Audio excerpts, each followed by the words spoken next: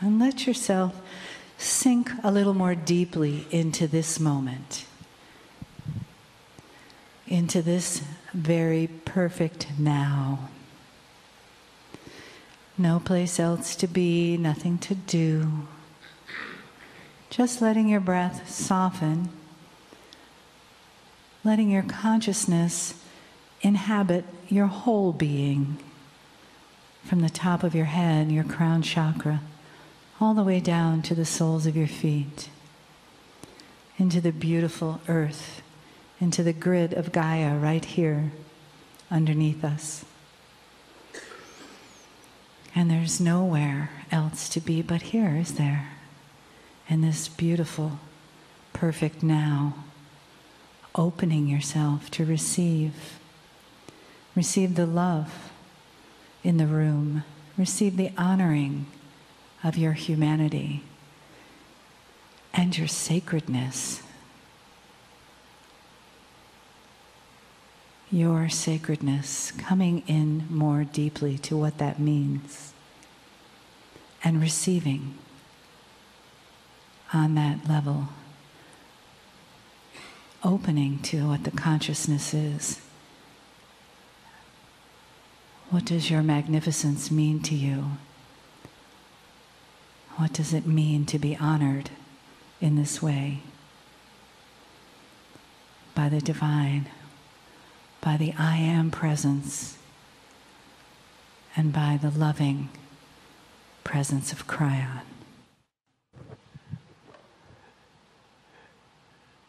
Greetings, dear ones. I'm Kryon of Magnetic Service.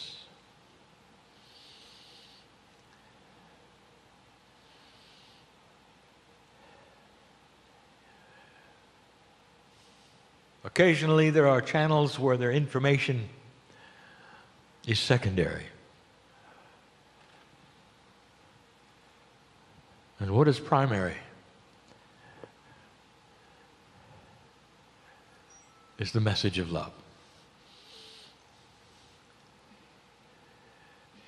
I want to give you some information, but always couched in appropriateness and belief. I'll say it again. This message is real to you. The man in the stool, he must step aside to such a degree that a stream of consciousness comes to him using his own intellect, language, body, voice, to deliver a message that is not his. The school that is next door teaches this. The key to channeling is letting go. And so this is a message from my partner, letting go, but the message is from me. And the me I speak of is the energy from that which you would call the creative source. Some say it would be angelic information. Dear ones, you can call it what you wish. But the sacredness is a handshake with you. If you feel an affinity to the voice, to me, to the message, it's because we're connected. There are different kinds of connections that we are only just beginning to let you know about. The last time we channeled in another city,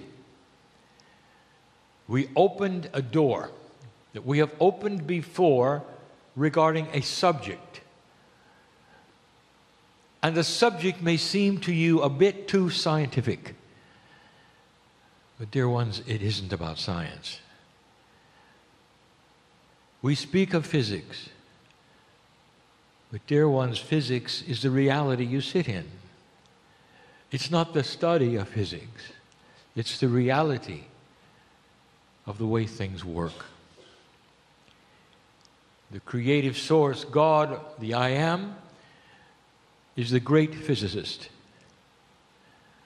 The creative source is that which made the planet, the way things work, literally laid the groundwork for all the rules that you would call physics. And we said it the last time, and we want to say it again, and we'll say it after this. If you, with a high consciousness, decided to build physics, to create a reality, the reality that would have rules about it and the way things worked, wouldn't you be tempted to stir a little love in there?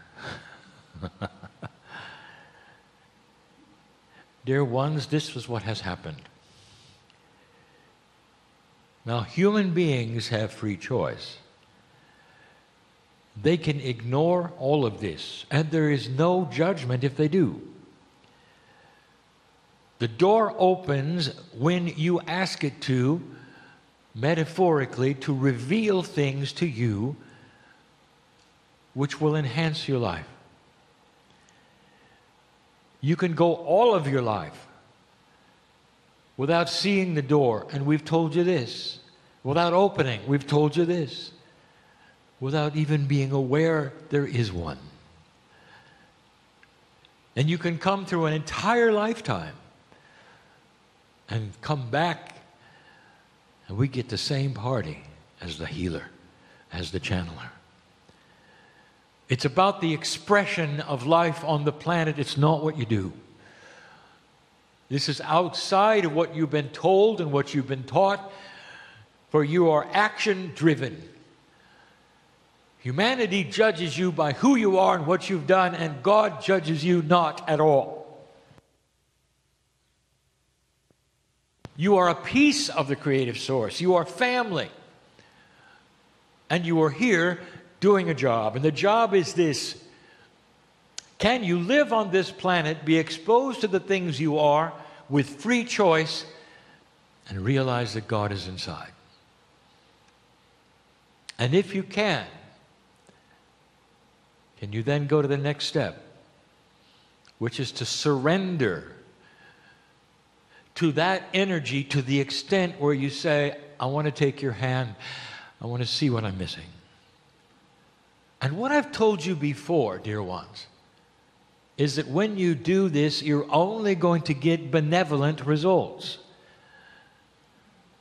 There's no firewalk for you. There's no suffering for you. There's nothing supposedly that you then must do. The things that Spirit will give you will be in the way of you then desiring to do them. In fact, you may even think it's your own intuition. It'll be your higher self. And you start to see yourself change. And you realize that nobody has pushed you there. That you have had that intuition that'll take you where you need to go.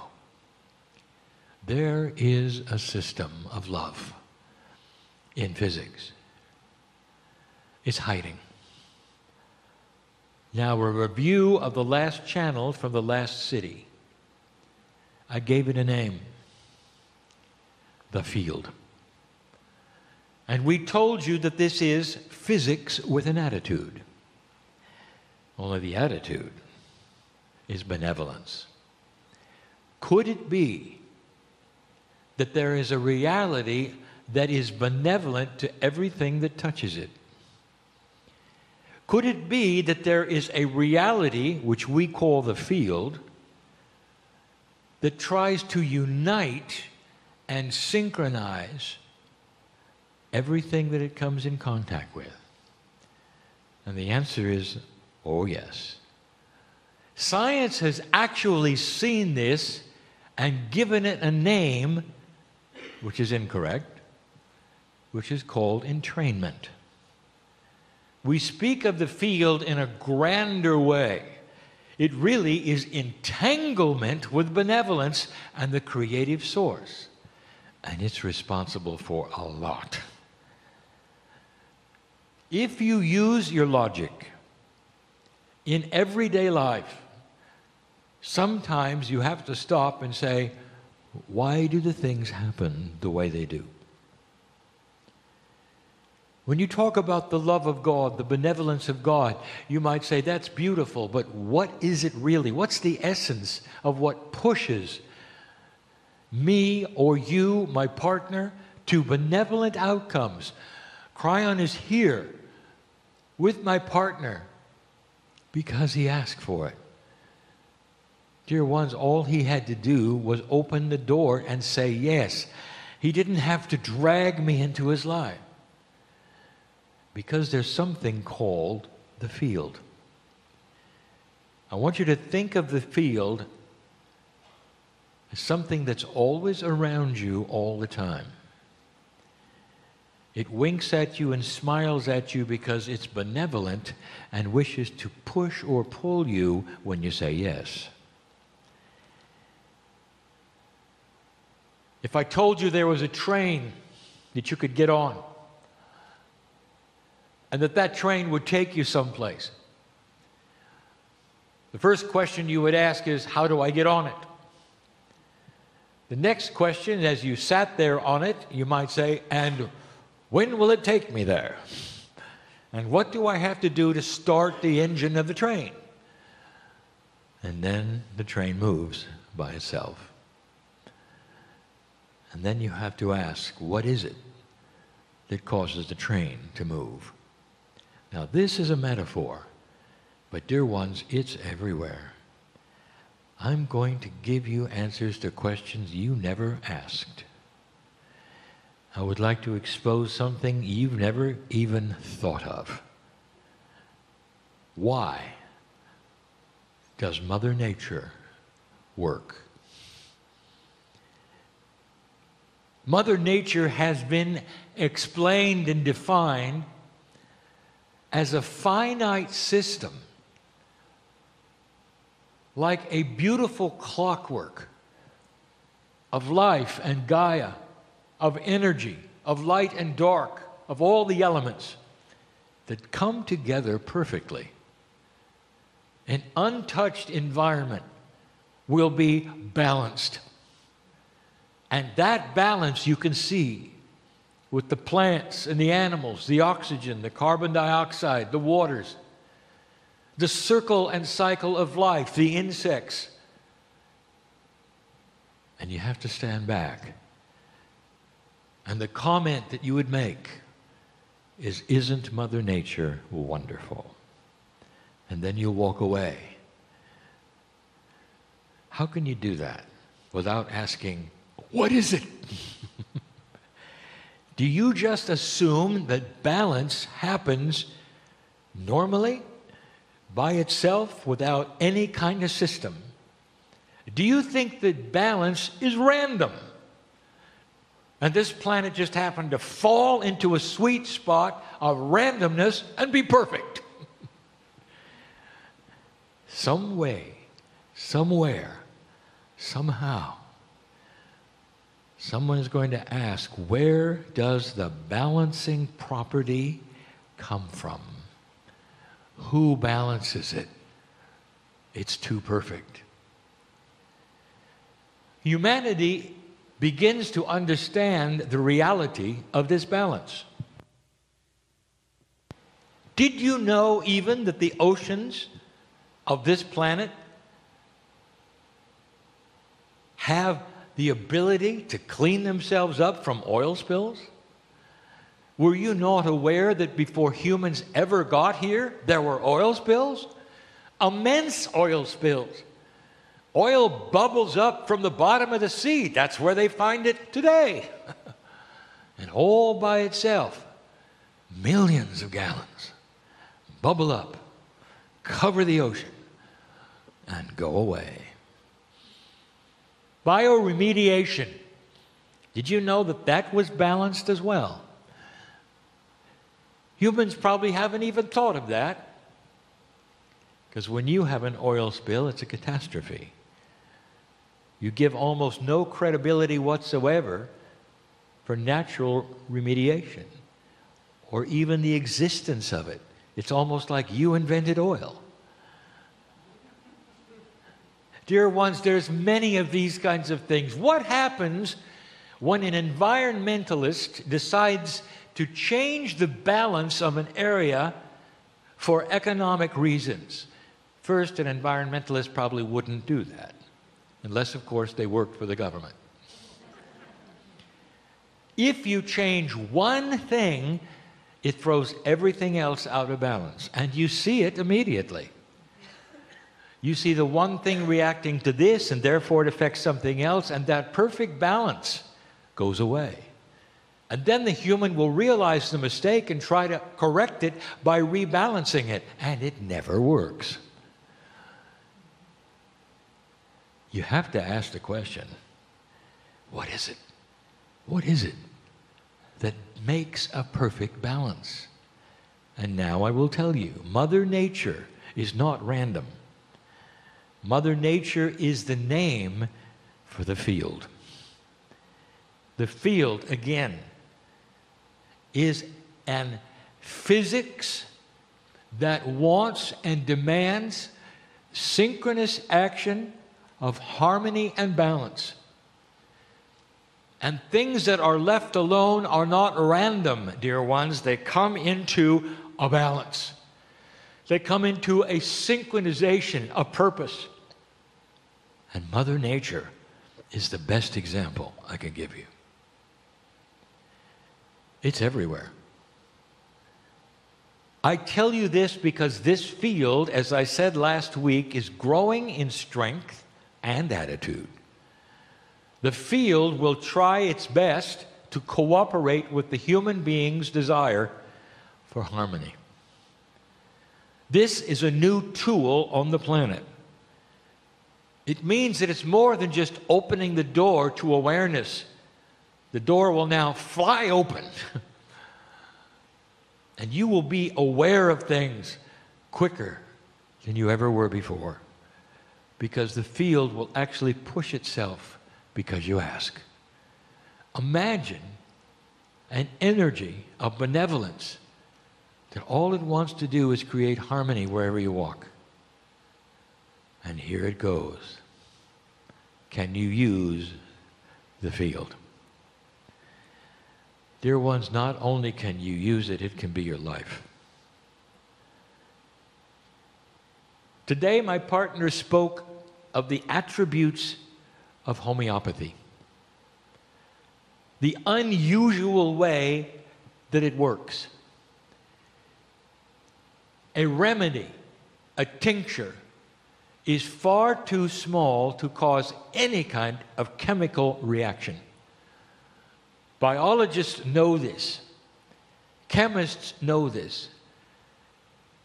And yet just the presence of a few parts per million of a remedy under the tongue of a human being will create cure. How? If you want to get to the minutia of it, you'll say, well, it's the innate. And that's what my partner told you today, and he's right. The smart body sees it. It doesn't see it as a desire or a wish. It sees it as your instructions for reality. Your instructions for reality. And then the body acts upon it naturally. Now stop right there. Why? Can you name a physical process that would take the tincture and create a cure? And it's called the field. Because physics is present in chemistry. It's everywhere. Did you ever put this together? Or did you just think that the smart body did smart things and leave it at that? There has to be an underlying process for all things in order for you to connect the dots. It's like a fine Swiss clock. You're happy watching the hands go around. And you turn it over and you can see some gears moving. but you really don't know how they work. And now I'm telling you how they work. A tincture, a remedy, when placed into the human body, is exposed not just to the smart body or the innate, but the field. Because it has consciousness of effect. You have got the remedy in your hand. That is the consciousness that says, I am willing to give my body a reality. At that point in time, the message is clear. You put it under your tongue for fast assimilation into the bloodstream. That is an actionable item. It carries a compassionate action for you and your body. You have just given a positive action symbol, and the field does the rest. It wants to create harmony with the chemistry. It talks to that which you call the innate. It moves to create cures in the body, sometimes even that which you call spontaneous remission is you connected to the field. Imagine regular physics all around you, and all it wants to do is bring synchronous things in harmony with one another. And what's the most synchronous thing you could have in your body? And it's called health. Health. Health. I just gave you the secret of why homeopathy works. There has to be another force. Don't you see that? It's not just magic. It's not just the chemistry of your body in a random way, seeing something and acting. There has to be a driving force. And that's it. The physics of love, some of you may say. It's been hiding all along, but it's in plain sight. We've told you over and over that consciousness is physics. If it is, and if actual thought groups and intent carry energy of intent, it makes thinking an actionable item. It means that which you do and think and project has positive energy for your body. So, we talked about affirmations last time. Let's talk about action this time. I want to call this channel the Celebration Channel, because the celebrating of who you are is extremely actionable. Dear ones, I'm going to give you something I've never given you before. Not an affirmation, but a matching attitude for the field. If you want to marry to the field, you're going to celebrate who you are. In celebration, there comes many attributes. Picture a celebration. What are you doing? A celebration. What are you doing? Are you dancing? You get together and celebrate something beautiful and wonderful. You sing. There's music. There's laughter. There's joy. There's dancing. There's smiles all around. Pure celebration. All of those attributes together create a confluence of energy just by the word celebrate. If you celebrate your life, you're going to create something with the field.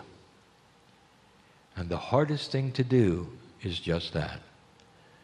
In order to celebrate your life and see it as a real, healthy, ongoing, compassionate human, you're going to have to come into this new energy as the new human without fear.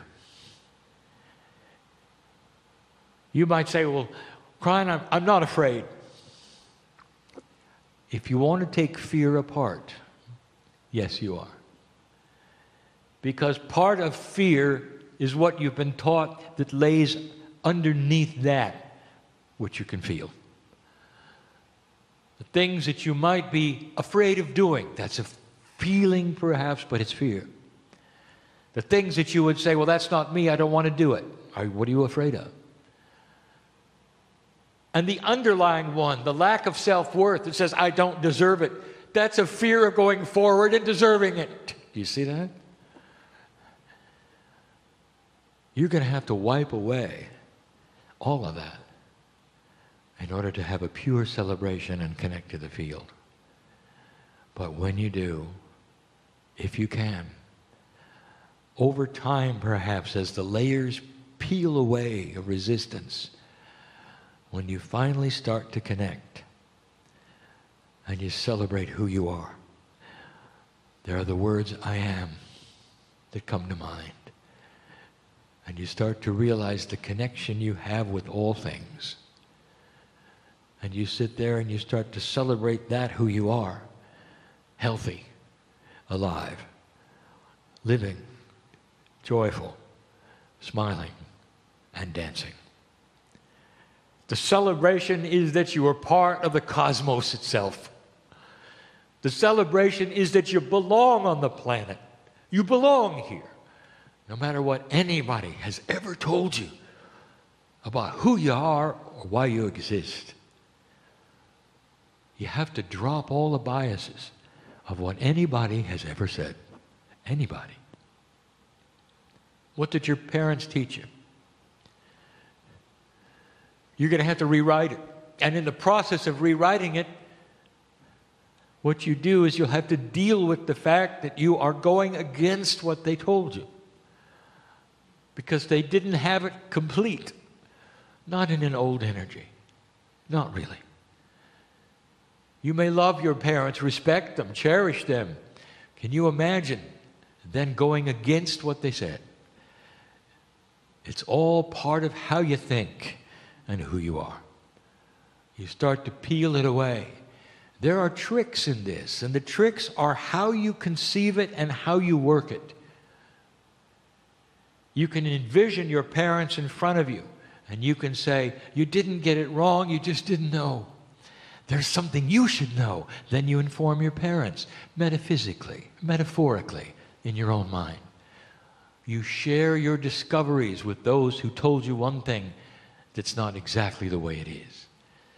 You may say it's a mind trick, but everything is, dear ones, you must convince yourself of your own reality. It is you controlling you. It is what is taught at the highest level for a human being to have absolute control over their own being, over their own thinking process, over their own emotions, without input and influence from anyone.